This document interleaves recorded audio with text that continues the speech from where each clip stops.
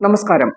തിരഞ്ഞെടുപ്പ് സമയത്ത് കെ സുധാകരന്റെ സീറ്റ് നിഷേധവുമായി ബന്ധപ്പെട്ട പ്രശ്നം കണ്ണൂരിൽ കോൺഗ്രസിന് വൻ തിരിച്ചടിയാകും. സീറ്റ് നിഷേധത്തിന് പിന്നിൽ കളിച്ചത് ഹൈക്കമാൻഡ് അല്ല, കേരളത്തിലെ കോൺഗ്രസ് നേതാക്കൾ തന്നെയായിരുന്നു എന്ന് പുറത്തു വന്നതാണ് കണ്ണൂരിൽ കോൺഗ്രസിന് പാരയാകാൻ പോകുന്നത്. സുധാകരനെ അവഹേളിച്ച സംഭവത്തിൽ കണ്ണൂരിലെ ഒരു വിഭാഗം കോൺഗ്രസ് നേതാക്കളും അണികളും രോഷാകുലരാണ്. തിരഞ്ഞെടുപ്പിന് തൊട്ടുമുൻപ് സുധാകരൻ ഹൈക്കമാൻഡിന് മുന്നിൽ ആയുധം വെച്ച് കീഴടങ്ങിയെങ്കിലും ഇത് വോട്ടെടുപ്പിൽ പ്രതിഫലിച്ചു എന്ന് തന്നെയാണ് കണ്ണൂരെ കോൺഗ്രസ് നേതാക്കൾ ചൂണ്ടിക്കാട്ടുന്നത്.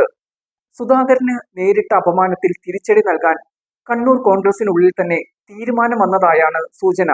ഇത് ഏറ്റവും അധികം ബാധിക്കുക KPCC അധ്യക്ഷൻ സണ്ണി ജോസഫിനെ തന്നെയാണ്.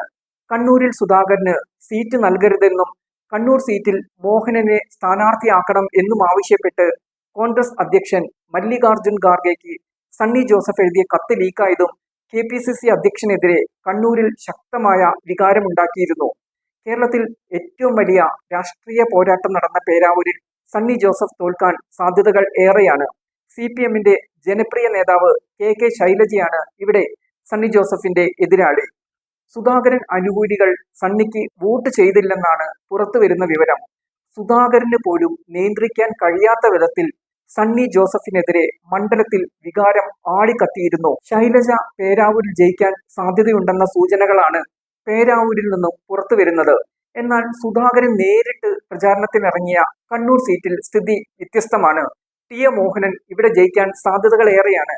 കഴിഞ്ഞ തവണ സതീശൻ പാച്ചേനിയോട് 2000-ൽ താഴെ വോട്ടുകൾക്ക് മാത്രമാണ് ഇവിടെ കടന്നപ്പള്ളി ജയിച്ചത്.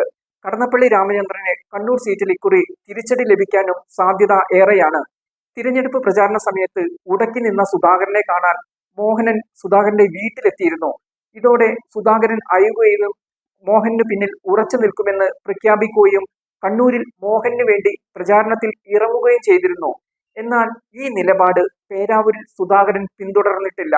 അതേസമയം അണികൾക്കെതിരെ സണ്ണിക്കെതിരെ വികാരം ജ്വലിക്കുകയും ചെയ്തിരുന്നു. സുധാകരൻ അനുകൂലികളുടെ രോഷം സണ്ണി ജോസഫിനെ വീഴ്ത്തുമോ എന്നറിയാൻ എന്തായാലും മെയ് 4 വരെ കാത്തിരിക്കേണ്ടി വരും.